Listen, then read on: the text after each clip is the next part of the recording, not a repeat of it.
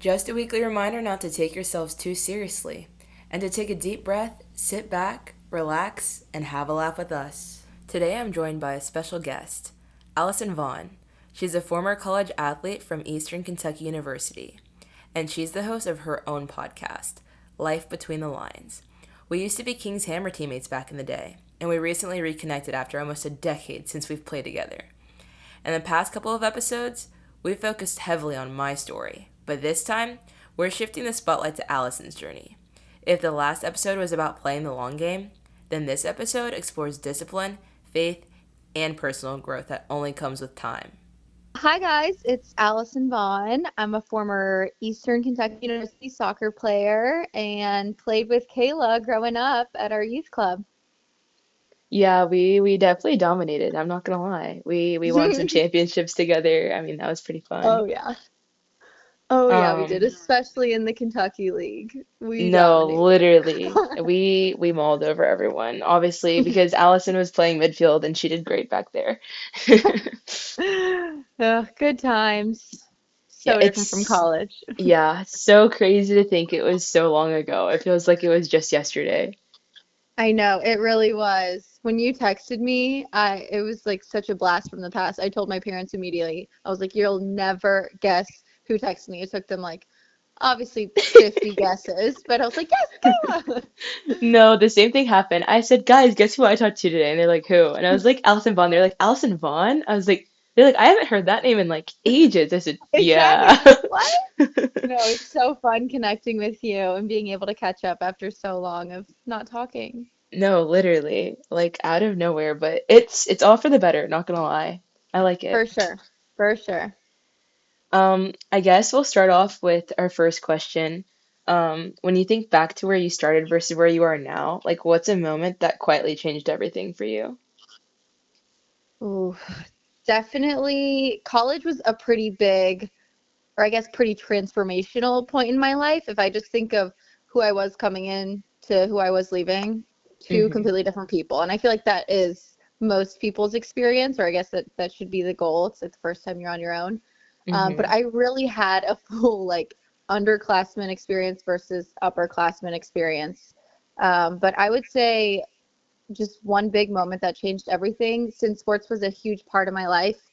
I think after 2 seasons, my freshman and sophomore season, they didn't go exactly how I wanted. And I was just devastated by everything. But once I realized that my worth is not in my performance, that my worth is just who I am and who God has made me to be and who He says I am, that changed everything for me. Because it obviously I applied it to my sport, but it goes so much deeper than my sport. Hmm. But when your whole life is revolving around athletics and you've just had such a performance-based mindset your whole life, being free from that and realizing that your worth is completely separate from your performance, oh my gosh, it was everything, especially with academics too. I felt free from performing and free to just be who I am. So that's definitely a big moment in between my sophomore and junior year that just changed everything for me. Yeah, honestly, I feel like the same way, like you feel like everything's really performance based, like you're always worried about like what your parents are gonna say or like what your coach is gonna say. And I guess I kind of had that like feeling too when I was playing sports, because like they'd be like, oh, like why can't you be like this person or why can't you be more like that person? And like it's a Mm-hmm. lot of comparison between people. But I'm like, but that person has their own flaws. Like they go out and Yeah. drink every night and it's like illegal right now for them to even be drinking. So, but they're playing Right. really well somehow while also Mm-hmm. drinking. So like, do you want me to be that or do you want me to be like a good well-rounded person? I might not be the best on the field, but like I'm a good well-rounded person, I guess. I So, totally agree. The comparison kills. I mean, we've heard it our whole lives that comparison is the thief of joy, but it really is. And you just kind of don't realize how much comparison goes on in your mind or even that other people do to you. Like our parents will compare us to maybe their other kids or just the other girl or the other player. It's very tough to escape and every person just kind of has to do it for themselves, which is so tough. So I'm glad that mine happened in college. So I still had like halfway of my college career to kind of redeem myself, I guess. yeah, yeah, that's for sure. And obviously, you said your underclassmen self and your upperclassmen self were like very different. I guess like what version of you walked onto campus freshman year versus like what you, I guess, transitioned into later? Ooh, I love that question. I would say definitely not necessarily insecure, but still just unsure of who I was, which then brings some insecurity. But I just really didn't have any foundation. I just was very easily moldable. I didn't know it at the time, but I just didn't know who I was. So when you don't have your identity in anything or in the right thing, then you're just swayed by other people's opinions. So I kind of just went with the crowd and wasn't sure what I wanted, wasn't sure who I wanted to be. So I think I just kind of lived for a lot of people's approval and opinions. So I was one way around one person, a different way around the other, just kind of living to please whoever was in front of me. And then leaving, I definitely left knowing what my purpose was, what I wanted to do, was much more confident in myself and who I was, which then got rid of all the people pleasing because if I know who I am and what I want to do and what I feel God is preparing me for and made me for, then it doesn't matter what other people think or if they don't agree or if this group of people doesn't like me because I'm just no longer trying to please them. Yeah, that's definitely a big step for like a lot of people, especially like on this day and age. I feel like a lot of people kind of like look up to social media or the people they see on their For You page or something. They're like, oh, I want to be like that. And like I feel like a lot of people don't have their own personality anymore. It's all just like kind of like Hmm. copy paste, change a little bit of the font, and you're like kind of like the same person as that person. But like, what's the Yeah. point if everyone's the same? Like that, what makes us Right. different is like literally the best thing ever.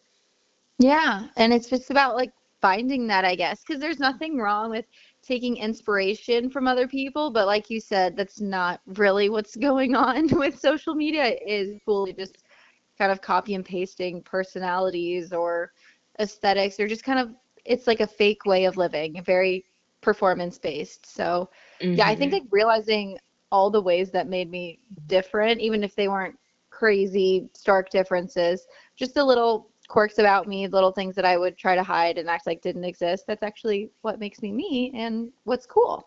Hmm. Yeah. I guess have you ever questioned like whether you belonged where you were, whether that was like at college or like high school or like any like at home, like anywhere?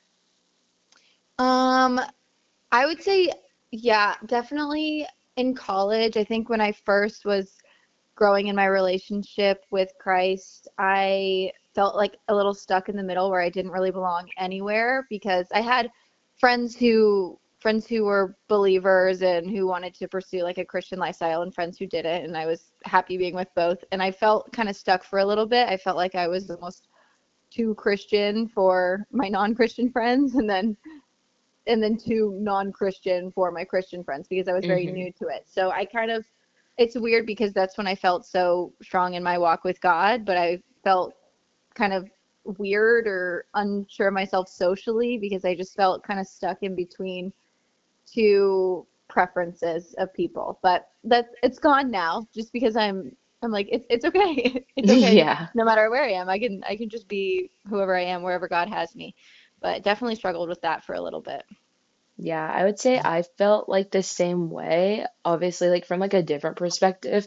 I felt like because I'm obviously Blasian and I grew up in like an Asian household, so I always felt like I was too Asian to hang out with like the black kids, and then I was too Mm. black to hang out with the Asian kids. So I felt like I was always in the middle too. I feel like a lot of people are like, well, you're in the middle of both, so like you should have like a lot more friends than everybody else because you fit into both groups. And I'm like, I mean, written down, technically I fit into both groups, but like when you're actually actively participating in like different activities, you're like, I don't fit at either group actually. So, Yes. no, I Oh my definitely feel gosh. that. That it's so tough, and I feel for you because that's a lot of what my biracial friends say, especially when they're half white and half black. It's like two white for the black side of the family, two black for the white side of the family. And Hmm. like you said, instead of fitting into both and like having a spot in both, you almost feel like there's no place for you and you don't have a spot in either because you just don't quite fit whatever fake standards you feel like are there, or if they are there, they shouldn't be there. Like just let everyone be themselves. So Hmm. yeah, I definitely feel for you. Oh, how that must have been growing up. And even, I mean, that doesn't go away. It's still, it's still your family. Yeah, yeah. So It's definitely crazy. And even like having like my little sister, she's also like kind of like in the same boat. She's Asian and she's white. So like she's like I know she's too small to like understand or anything like that. Hmm. But like she's like, "Oh, I'm like daddy." And I'm like, "No, you're like half and half. Like you're not Yeah. just one. You're like you might go to school with lots of people that look like daddy, but like you are not him." Like Hmm. so Yeah. I think it's just very interesting to like how like people I guess combine their lives. So, Yeah, it is interesting. And family plays such a huge part of it. hmm. And then I guess did you ever stay in something longer than you should have? And like why? Like I guess like it could be a sport, it could be like a club or something like that. Honestly, I'm gonna flip it and go totally the opposite. I think I quit a lot of sports too early. I think I only played soccer in high school. I played soccer, volleyball, and basketball. I did gymnastics when I was really young, and I was actually really good at it, but I don't know, I think the coach yelled at me too much and I wouldn't try. I made me do like back handsprings until I like threw up or something. And then I came home from practice and I was like, Dad, I'm never going back. So I quit that. But I wish I just played more sports a little older because I think I kind of had in my head, well, once I get older, I've got to choose like what's really going to be my sport. Am I going to choose between basketball, volleyball, or soccer? And Hmm. due to my height, soccer looked like the best option. So I Same. quit. You're right. So I quit those and just went full send into soccer. And not saying it didn't pay off, but I think I would have loved maybe playing a high school sport or even just playing it into my seventh and eighth grade. I think I quit both at sixth grade. So I don't know. It would Hmm. have been fun to just have more years of that under my belt. Just you're around a different group of people, different memories, different experiences. So kind of the opposite. Yeah, I wish I would have stayed in some of those things longer. Honestly, I feel that because when I grew up, I was also playing basketball like you. I did not do gymnastics, but Hmm. I did dance and I quit that really early. Oh, you But did dance? yeah, I did ballet. Oh my gosh, that's funny. And I quit really early because, like, I guess, I don't know. I watched a couple episodes of Dance Moms. It's so dramatic, but basically like the parents can see like through like the window, I guess. Hmm. And so I couldn't see my parents though, but my parents could see me. And they would be like, "You're not doing what that kid's doing in front of you. Like, you're not doing it right. You're not doing this right. And like, you look off compared to everyone else." And so I was kind of like, well, you know what? I quit and like boom. And then I'm like, man, I feel like I don't have any rhythm when I like dance or anything now. So I'm like, maybe I should have just stayed in dance. And but it's super funny because my little sister, she's doing dance now. And I guess her Oh. dance class, they don't allow the parents to sit and watch. So Oh, really? yeah, so Wow. I feel like if that was the case for me, I would have probably stayed in dance because I wouldn't have had that nabbing in my ear, like, oh, you're not doing it, you can't do it, you're not good enough type of thing. Hmm. Versus like how my sister, the only time we see her perform is during her like showcase. So I Yeah, feel like that's a lot less pressure. Like I feel like if I was in my sister's situation, I would still have done dance. I totally agree. Because again, it's that comparison. It's like getting compared at such a young age to another young girl. Like, Hmm. why do I have to be the best at this? Why can't I just do it and get better and try it? Like, if you enjoy dancing, you should dance. Yeah, so I honestly don't know how, I think after I quit dance, I was like, I'm not quitting anything ever again because I didn't want to be called a quitter. So I Hmm. think that's how I decided because I wasn't like the best at soccer when I started either. I would literally just sit there, like pick at the grass or whatever when I was like two. Well, you got really good So really fast. yeah, luckily I was like, I don't know because I feel like that was kind of the same scenario, but after I had realized that quitting made me a quitter, I didn't want to do it again. That So makes until sense. I guess I chose basketball to do that until freshman year of high school, and that's when my family said like I kind of had to choose, and like you said, we're both pretty short, so I was Yeah. not going anywhere with that, unfortunately. Yeah. Um, And honestly, I mean, I think we had to just with the traveling, like it was a huge commitment in high school. And I only ended up playing 2 years of actual high school soccer because then I played for what was it called? Like the DA. I honestly forget Development Academy or something, Yeah, yeah. which then was year round, so I wasn't even able to play high school soccer. So yeah, there was no way I could have played a high school sport, but even just playing till seventh and eighth grade, I wish I could have. But yeah, I mean, wow, it got intense fast. Club soccer. No, it really did. Because, like, that was a time where I think I was, like, in and out of, like, King's Hammer and everything. Because, like, that's kind of where I was, like, kind of like, because it's, like, hard because you're trying to get into college to play. So, like, Hmm. you're like, where is the best place I should be so I can get seen? Like, Right. yeah, I definitely feel that. I was still able to play college soccer, or not college, but high school soccer, luckily, with the ECNL. But, like, Right. Hmm. it was still a lot of like I felt like a lot going on because you never really had an off season. It was always Yeah. like go, go, go, go, go. Yeah. Yeah. It was either high school soccer or club soccer. Like your off season from one is the on season for the other. Exactly. And I feel like I did miss freshman year though of high school soccer because I was injured, but obviously that's a Oh, different story. right. Oh, injuries. They're so unique and they're so just unplanned for. Yeah, and they could literally be the smallest thing that like gets you out for like a whole season. I'm like, that's insane. And it sucks sometimes when you know exactly it was like kind of preventable and you're like, but it happened. So Oh, those are so frustrating. Like, yeah, the second I'm like, you know what, I'm good. I don't need to wear my ankle braces today. They're chunky. Boom, I roll my ankle. It's like, okay. yeah, yeah. I can't be upset, but I am. Literally, you're like, I consciously made the decision not to wear it, Right. but also, why did it have to happen like that? Like, I just didn't want to have cankles for one game. Like, Yeah, that kind of reminds me because I went home to play a tournament recently, and I literally had it in my head. I was like, I'm gonna bring my ankle brace home. I'm gonna bring it home so that way I can wear it. And then I literally, it's like the day before the game, and I'm like about to go to bed, and I'm like, oh wait, I didn't bring my ankle brace at all, and I don't have one here. So, but luckily, oh luckily I was playing keeper, so I didn't have to like do as much like no. running, but Oh. I was still hitting the ground pretty hard. So thank goodness my ankles are Oh. still there. Yeah. Oh my gosh. And that one you didn't even intentionally leave it. That actually was an accident. So Yeah, because I was glad like, you're I'm gonna okay. have to wear it. Like, I'm gonna have to wear it home because it's not gonna fit in my bag. Did not do that. I should have just set it out the day before, but I don't know. I was Can't be having too perfect. much anxiety about missing my flight. Oh, I don't blame you. Yeah. What helps you stay grounded when like things feel overwhelming? Oh, definitely.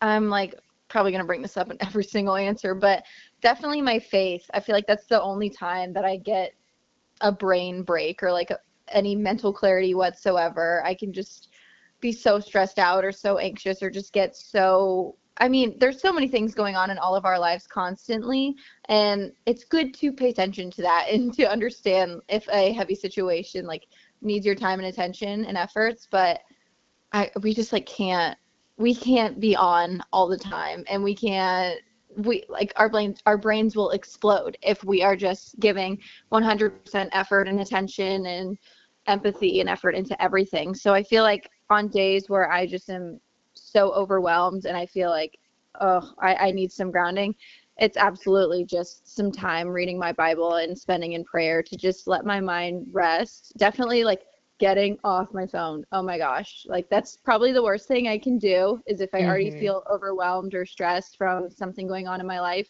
if I just try to distract by doom scrolling, that's going to make everything worse because then you just like numb yourself for the time that you're scrolling, then you get off your phone and you're like, okay, the problem is still here and now it's worse because now more time has passed and I've done nothing. So Exactly. It I makes you feel right. so much worse about yourself. You're like, now my phone's Oh almost my dead. I can't even do what I was supposed to be doing. right. Now I have And to I'm wait like, for it to charge, I guess. yeah, recipe for disaster. So just going off my phone and just spending time with God and being like, okay, I surrender the situation to you. I don't know what to do. I trust that you know the situation, you know everyone involved, everything involved. So just give me peace of mind, give me clear vision to really see what's going on and just kind of speak your truths into me before I start freaking out and jumping to conclusions because I happen to do that a lot. hmm Yeah, I feel like for me, for when I like need to stay grounded, it's almost like you where like I need to put the phone down, but Mhm. sometimes I feel like the silence is like louder than like if there was actually noise. I don't know if it's just me, but I just can't sit in silence. So I feel like for me, I like have to listen to like classical music and like that Ooh, kind I of, like that. yeah, that kind of, but it's classical pop music though. So like you kind of know what words are coming, but like they're not coming. It's just the Oh, instrumental. just the So it's instrumental. yeah. Love Honestly, the that. violin version, piano version, they're the best. But I kind of started that habit, I guess, at my old school. We had like some student success course, and I'm not a fast reader or whatever. I'm like slow or something. It's whatever. But they said that if you like were doing something else while reading, it would help you read faster. So like for them, they're like listening to classical pop music like while you're reading should help you read faster. That way you don't go back and reread each line. So Huh. yeah, so that's That's what I kind of interesting. use. Because I would like go That's back and cool. reread the same line like 20 times, being like, what is it trying to say? But like, Right. if the music's going, you keep going. That's So, interesting. That's really yeah. helpful though, because I always catch myself doing that too. I'm like, all right, I've sat here and reread. I'm just staring at the words and it's like nothing is entering into my brain. Like Yeah. when is it gonna click? Yeah. And then the other suggestion they had was just like covering up the whatever you already read. But I'm like, yeah, but I feel like that's Hmm. like a lot to do. So I'm like, I'd rather just do the music route. And like Yeah, they're like, maybe also chew gum too, because like that's that what way I you're was not gonna say. mouthing the words. Yeah. Okay, I was So, wondering if that was another one, like classical music, maybe like chewing gum, just mm-hmm. something chill. Like it can't fully be like painting and reading, like no crazy multitasking. Yeah, yeah. So that definitely helps. So I'll do that and then I'll like color in this like adult coloring book or whatever. We got it for free from one of our we have this thing called EAP. I forget what it's called, like the actual acronym, but they gave us that and I just like do that to like kind of clear the air for like an hour or something like that. Adult coloring books have really blown up, I feel like. Or maybe now I'm just an adult, so now I hear of people doing them. But they Yeah. are so fun. And they get like some of my friends, they're like good. I'm like, how are you a good colorer? They do the shading, yeah, Literally. the whole thing. No. That's so fun. I just I work love with what I it. got. I got a bunch of like pens. They're mostly black, but I try not to make my coloring too dark. Hey, But there's it's pops not of color about the here and picture. there. Yeah. If it gives you the mental rest, that's its purpose. Yeah, yeah. And then I guess I don't know. I feel like I like had like a self-help book that my godmother sent me. So like I read that surprisingly fast because I don't really like reading, but I was like, this thing's supposed to help me, so let me read it real quick. Hmm. So do you ever like journal or anything like that? Oh yeah, I'm a huge journaler. I always have a journal with me on all times. I definitely don't journal like it's not a daily diary, Mm-hmm. but I bring my journal. I go to a lot of church events, so I bring it to church and like write down stuff. But I just like keeping it on me. Well, first of all, I do like handwritten versus typing it in my notes app because I know my phone is always accessible and I could just kind of have a virtual journal. But I just think there's something like super, I don't know, mind clearing about pen to paper. I think Mm-hmm. because it's like it's one thought at a time. Like when I'm typing or like on my phone, I can be thinking about a million things and type and not even know at all what I'm writing.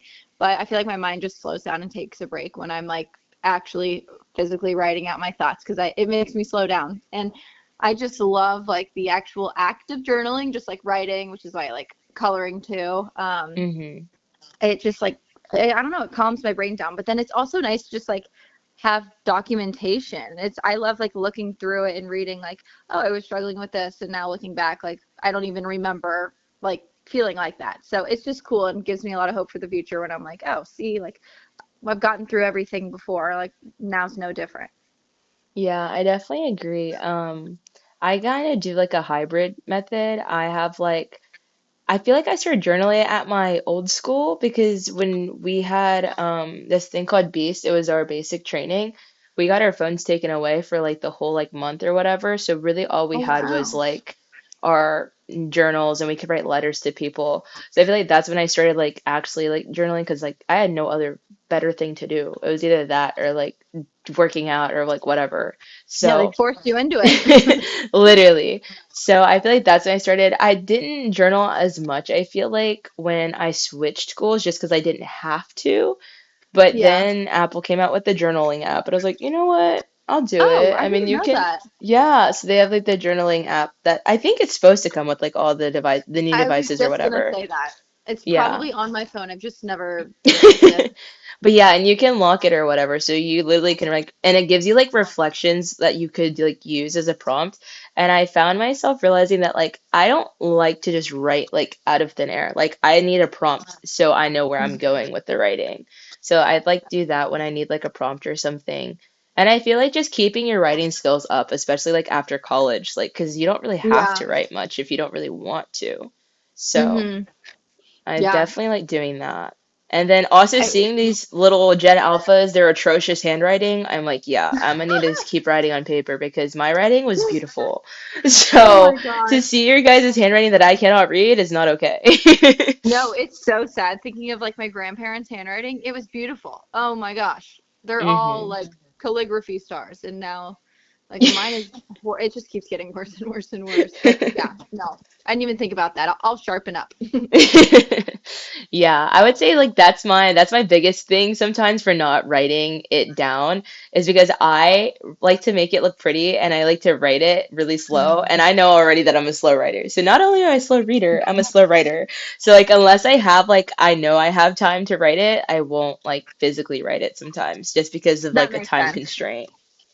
No, I Yeah. get that. And I'm the same way. Like, I want to do it well. Like, either do it Yeah, well or don't do it at all. I mean, exactly. we've probably grown up. This is probably like so deep rooted, but we'll keep it surface for now. But just we've probably grown up with such an all or nothing mindset. Like, if I'm gonna do something, I want to be the best. I want to be good at it. So hmm I'm sure it shows up in so many different ways. But yeah, that's Oh a yeah, lighthearted that's for way. sure.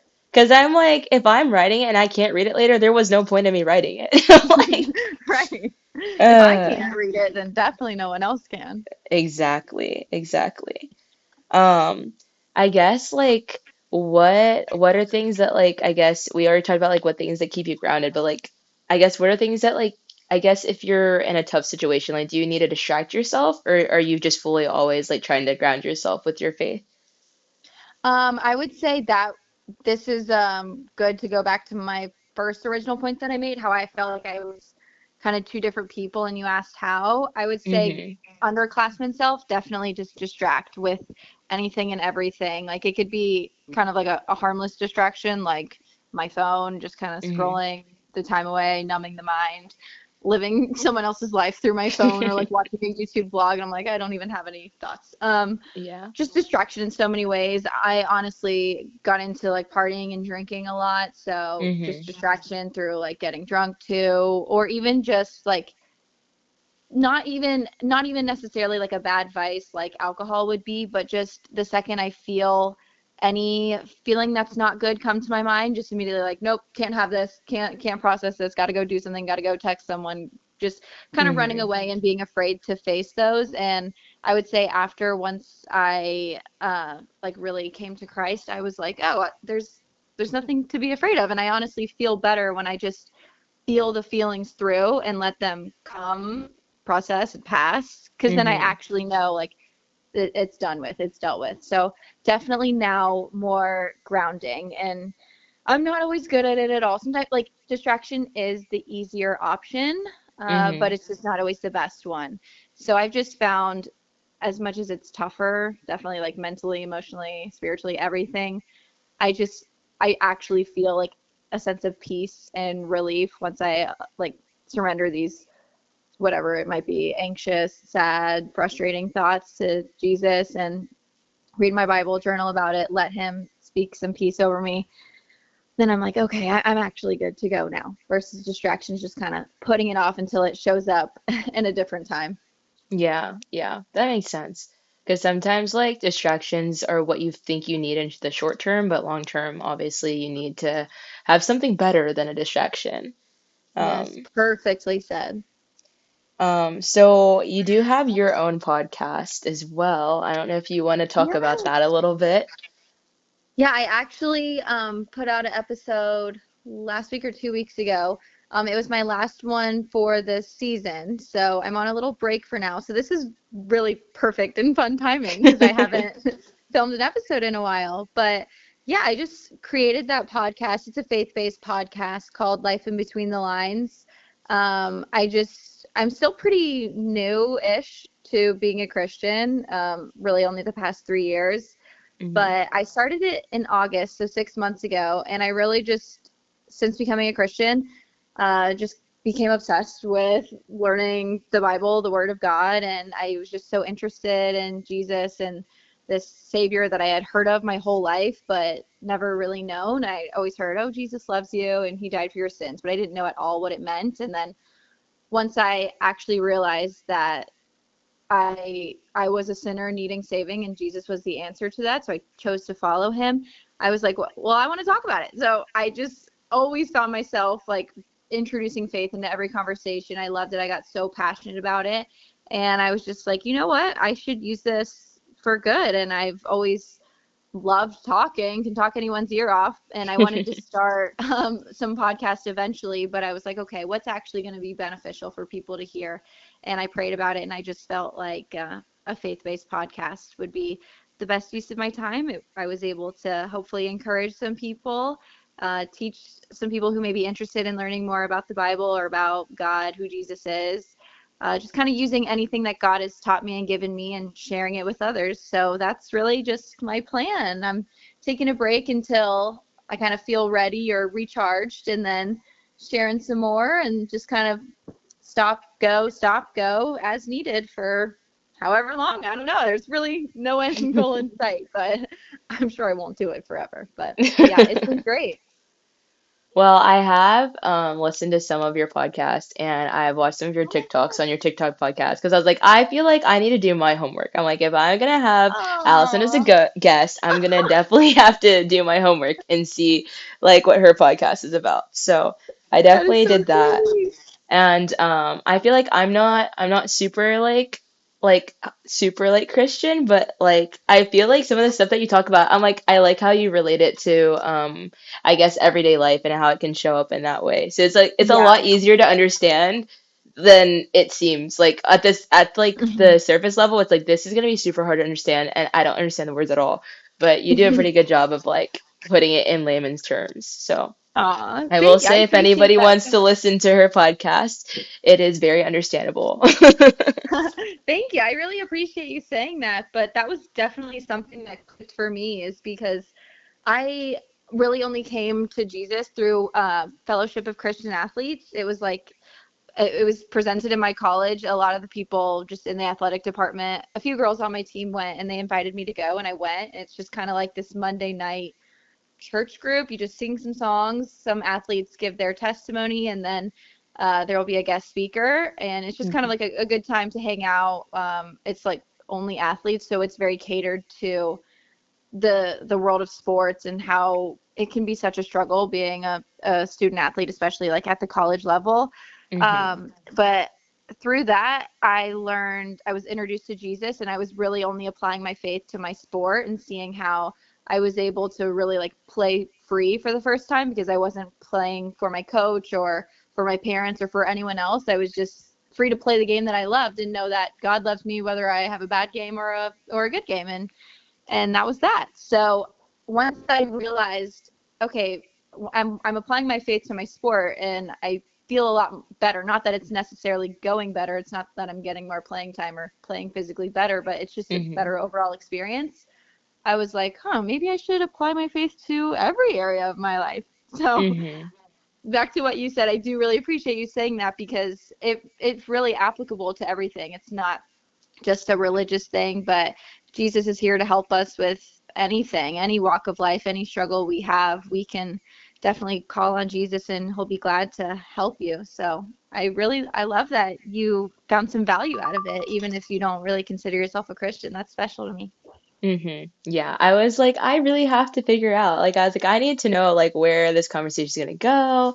I was like, I just have to do homework because I feel like if you go into something unprepared, then it's not gonna produce like the outcome that you want it to produce. For So. sure, for sure. Well, I appreciate that. That was so sweet of you. Yeah, yeah. And then I guess another question would be, what would you want listeners to remember? So after our whole conversation, what's like the biggest like key takeaway like you want them to have ingrained in their brain? Hmm. I would say,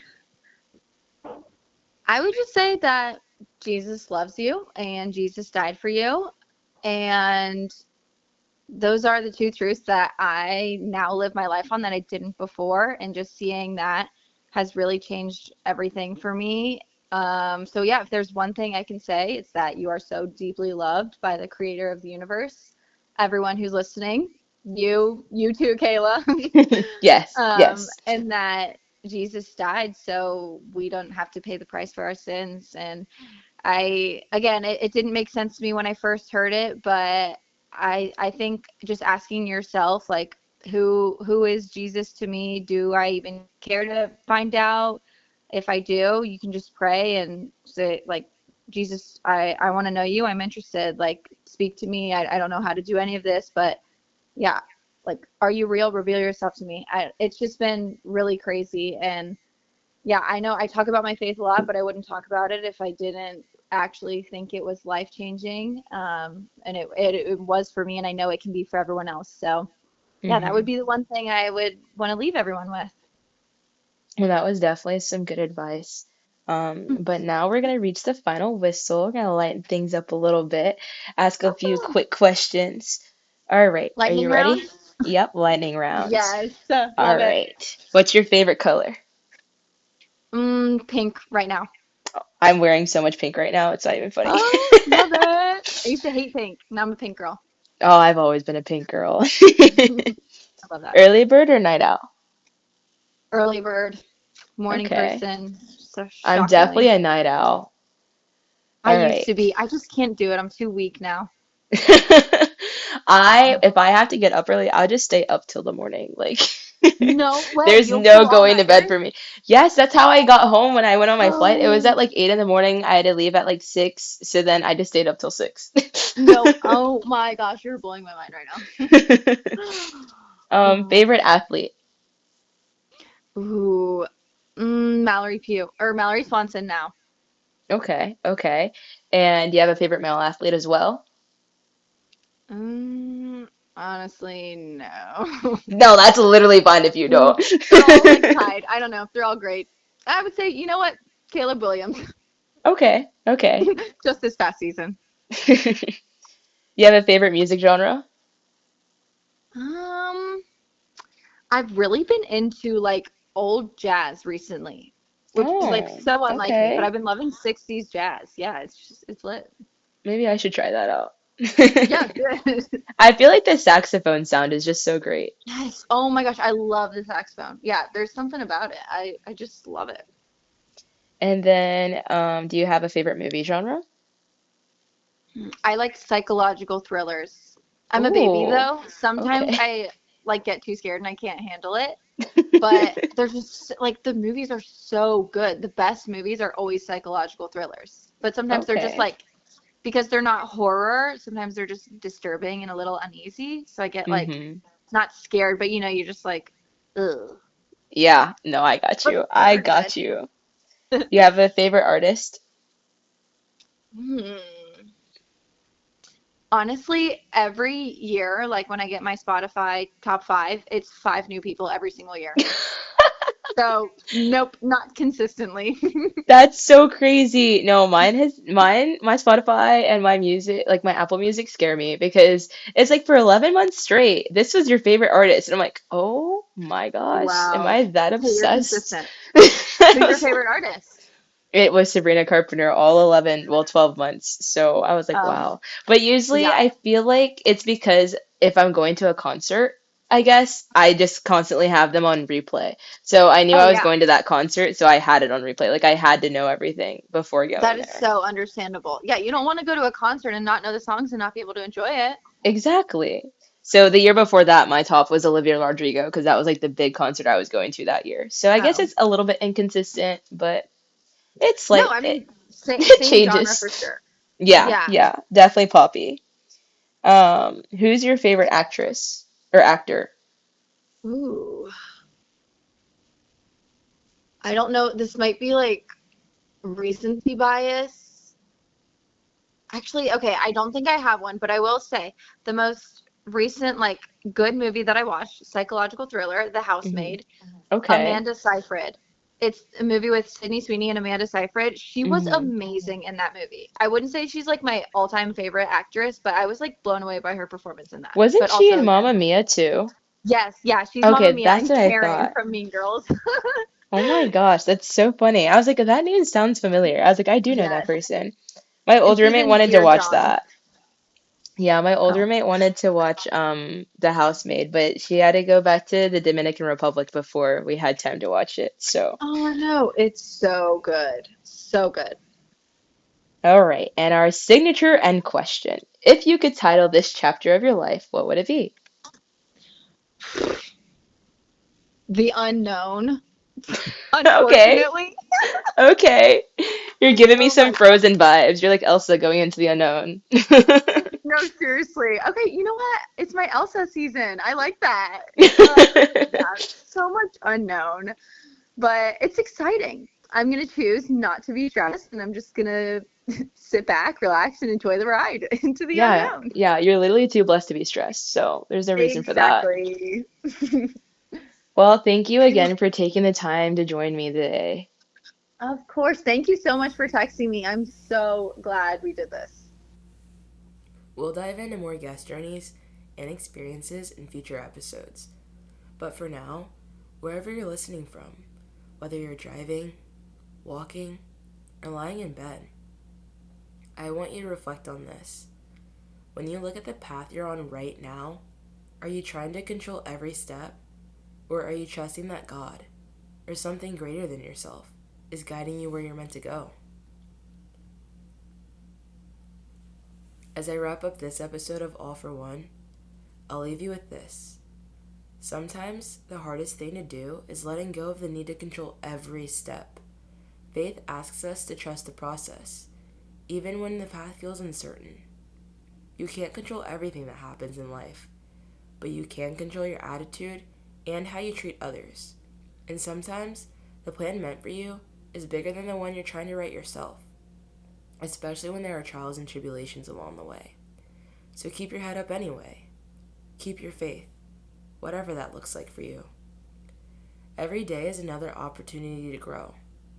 And if there's one thing I hope you take away from this conversation, it's that faith matters, even when it feels distant.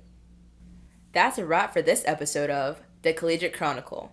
Thanks for tuning in. We hope you got a good laugh, learned something new, or maybe just felt a little more prepared for whatever college throws your way. If you enjoyed today's show, don't forget to subscribe and leave us a review.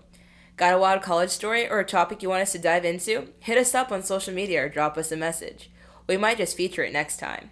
Until then, stay safe, have fun, and remember, college is as much about the journey as it is about the destination. Catch you next time!